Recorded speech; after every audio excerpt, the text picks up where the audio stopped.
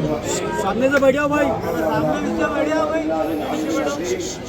أعوذ بالله من الشيطان الرجيم بسم الله الرحمن الرحيم الحمد لله رب العالمين الصلاة والسلام والإكرام على رسوله الكريم محبوب رب المشرقين والمغربين جل الحسن والحسين مولانا مولى الثقلين أبي القاسم محمد اللهم صل على محمد وعلى محمد وعلى آل بيته الطيبين الطاهرين المعصومين المظلومين المنتقمين المنتقمين ولعنة الله على أعدائهم أجمعين.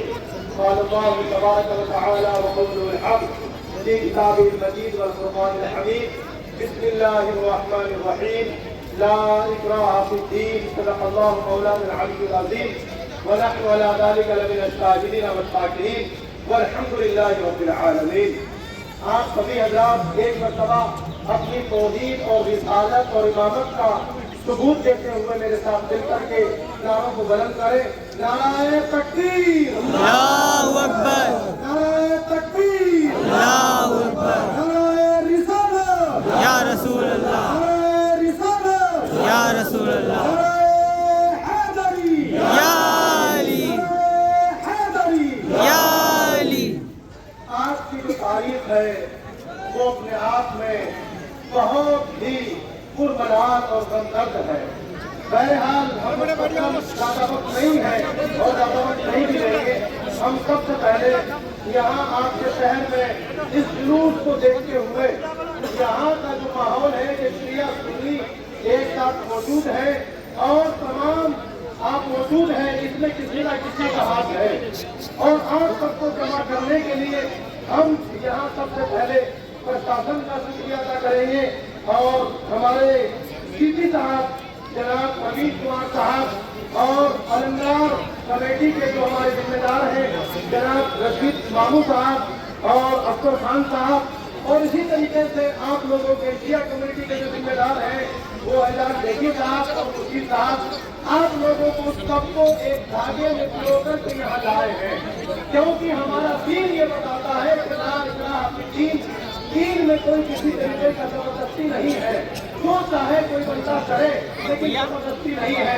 ہم نے اور جماعت کی زمین پر سب سے پہلے یہ دیکھا انڈیا کے اندر انڈیا سے باہر بھی کہ آپ شیعہ سنی یہاں ایک ساتھ ہیں اور آپ سب کو کام لانے کے لیے جن لوگوں نے یہ کام کیا ہے خاص کر ہمارے رشید مامو صاحب، آپ ان کے لیے دعا کریں کہ پروردگار امام حسین کے صدقے میں ان کو اور اچھے سے جہاد کے لیے کام کرنے کی توفیق عطا فرمائے. اور میں یہاں سے آج کا اب اپنی بات شروع کرتا ہوں کہ ہم یہاں سے آپ کو یہ پیغام دینا چاہتے ہیں کہ پوری کائنات کے اندر جب بھی षड्यंत्र رچا جاتا ہے، جب بھی پروپیگنڈا کیا جاتا ہے تو سب سے زیادہ षड्यंत्र اور پروپیگنڈا سچائی کے لیے کیا جاتا ہے.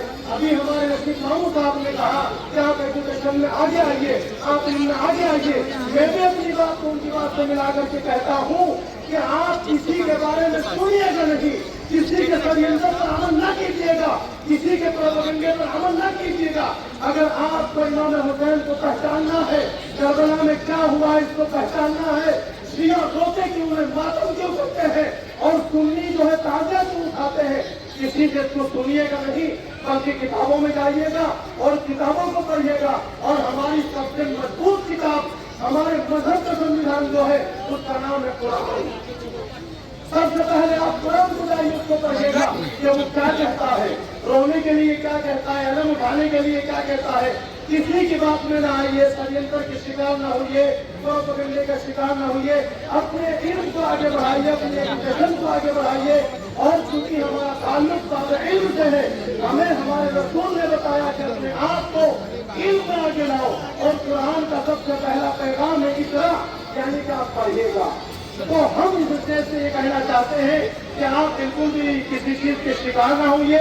یہ ماتم کیوں کرتے ہیں، یہ روتے کیوں ہوئے، ہم کیوں کالے کپڑے پہنے ہوئے، ان سب کو جا کر کے کتابوں میں تحقیق کیجیے.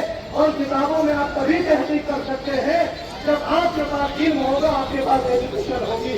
عزیزان محترم، اپنا تعلق آپ سب سے زیادہ علم سے جوڑیے گا. بس مختصراً یہ کہ آج ہم جو سب یہاں اکٹھا ہوئے ہیں، ہم سب جانتے ہیں کہ یہ 10 محرم ہے.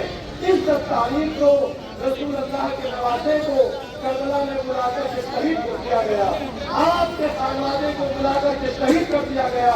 میں کربلا کا ایک میسج آپ کی بارگاہ میں دینا چاہتا ہوں کہ کربلا کا میسج کیا ہے۔ آج ہم رو رہے ہیں، آج ہم کربلا کربلا کر رہے ہیں، حسین حسین کر رہے ہیں، اس کا مقصد و مطلب کیا ہے؟